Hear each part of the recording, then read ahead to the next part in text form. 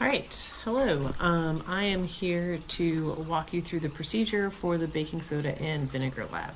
You need a few basic items, including a marker, a a measuring cup that goes down to a quarter cup, liquid measuring cup, a clear plastic cup, and two more just like this, a ruler, vinegar. You don't need this much. Baking soda, and half a teaspoon measuring spoon. The first step asks you to take a marker and label your cups. So I've already labeled this one cup number 1, and then it asks you to take a half of a teaspoon of baking soda and put it into the cup.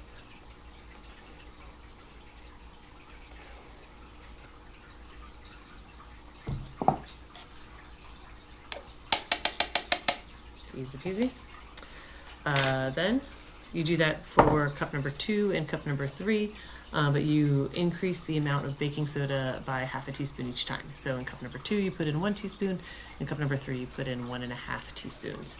Then you're going to add the vinegar to each cup. So we're going for a quarter cup. Look.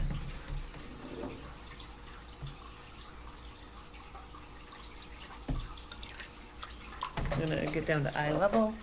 All right, a little bit more. There we go, quarter cup. Then I want to make sure that I have my marker handy when I pour the vinegar in so that I can mark the height that the bubbles rise. I'm actually going to adjust my camera a little bit so that we can see it. Here's the cup number 1 with half a teaspoon, and here is the vinegar going in. All right. Ooh. So that went all the way up to like here. So I put a mark there, and then what I can do is take my measurement tool, my ruler, make sure I'm using centimeters, starting at 0.